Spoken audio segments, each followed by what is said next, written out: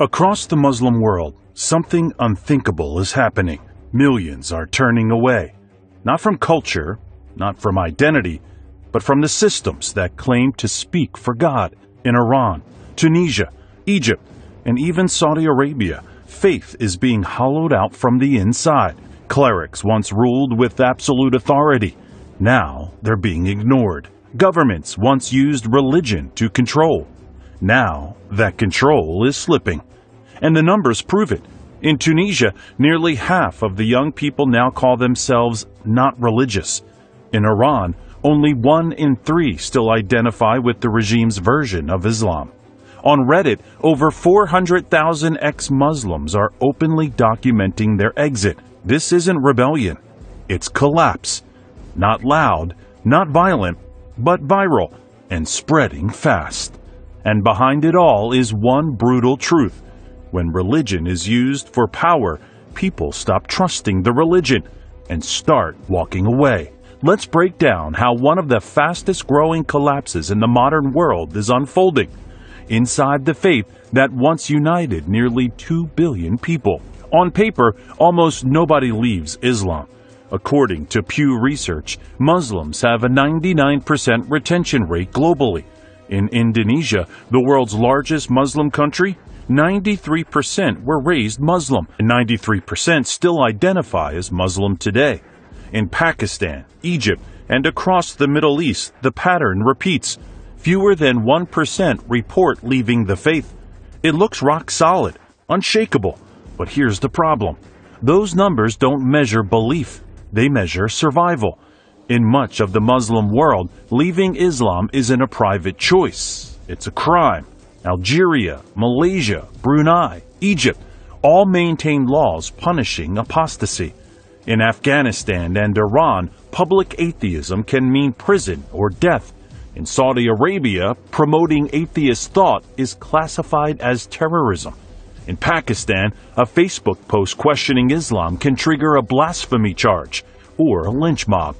So when a survey taker shows up with a clipboard asking about religion, you tick the box that keeps you alive.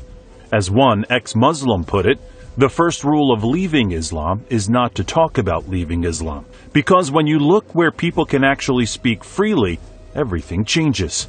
In the United States, 23% of people raised Muslim have left the faith. Nearly 1 in 4. In Canada and Europe, similar patterns emerge. When Muslims live in environments where apostasy won't get them killed, a significant number walk away. But the most shocking numbers come from inside the Islamic world itself. In 2020, an anonymous survey of 50,000 Iranians revealed something extraordinary. Only 32% still identified as Shia Muslim, the sect Iran's theocracy mandates. Over 22% said they have no religion. More than half, over 50%, admitted that they had once been religious but lost their faith. In a country where official statistics claim 99% Islamic identification, half the population has privately checked out. The survey revealed something even more startling. Nearly 60% of respondents said they no longer pray. Huge majorities opposed mixing religion with law and education. This is Iran, the Islamic Republic, where the Constitution declares the country is ruled by God through his representatives on earth. And half the population has checked out. One Iranian analyst put it bluntly, "We Iranians are 98% Muslim, except in private." Then there's Tunisia. 46% of Tunisians under 30 now describe themselves as not religious. That number has nearly tripled in a decade. Across the Arab world, the Arab Barometer tracked a stunning shift. In 2013, only 8% of Arabs identified as not religious. By 2019, that jumped to 18%.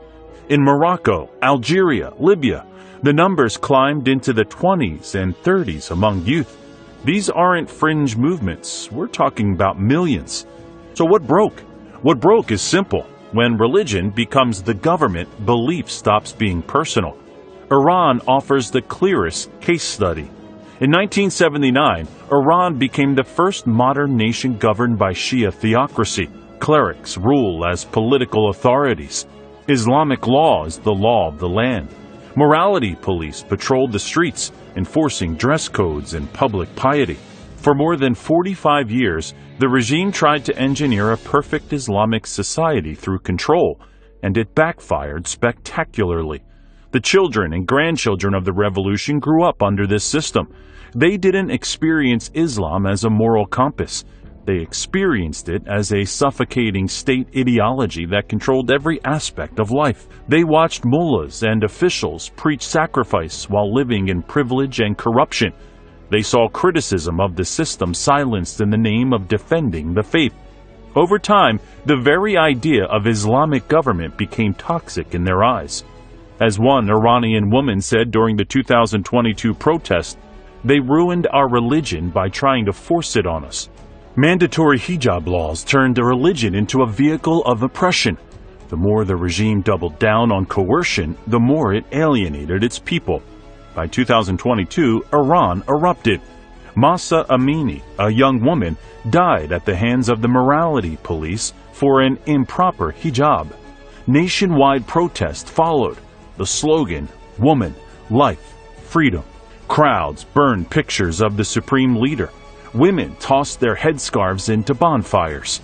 This wasn't a rejection of God. It was a rejection of clerical tyranny. But once that distinction is made collectively, the next step follows naturally. If the guardians of Islam are corrupt liars and living under Islamic laws yields only misery, maybe the religion itself isn't worth following. The same pattern is visible across the region. In Saudi Arabia, for decades, the elite princes enforced strict Wahhabi morality on the public.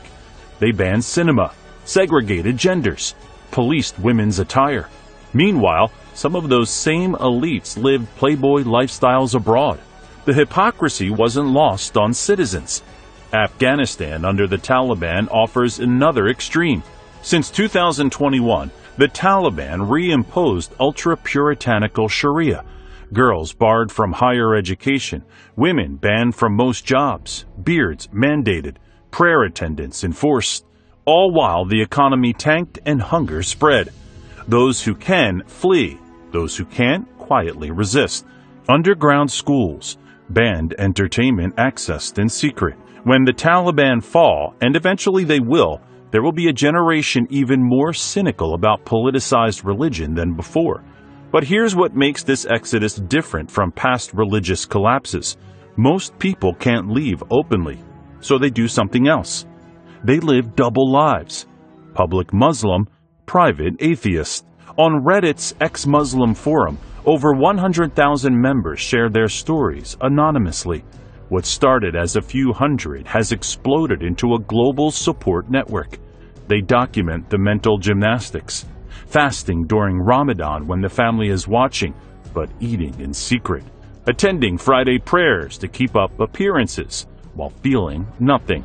Using Islamic greetings and going to family celebrations, all while privately rejecting every word. One Egyptian user wrote, "I've been pretending for 6 years. My parents have no idea. They found out I'd be disowned, or worse." Another from Pakistan. "Every day I feel like I'm suffocating. I can't tell anyone. The loneliness is unbearable." The psychological toll is brutal. Anxiety, depression, the constant fear of being discovered. The scale of this hidden exodus is staggering. Think about what this means. If even 10% of the population in major Muslim countries has privately disengaged, that's tens of millions of people. Tens of millions living lies.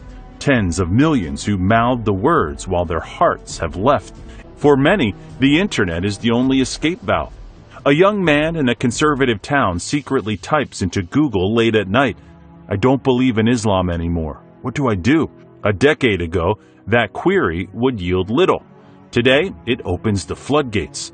YouTube channels by ex-Muslims discuss contradictions in the Quran. Blogs detail why people left. Online forums offer solidarity. You're not crazy. You're not alone. The internet broke the isolation. It shattered the monopoly clerics held on information.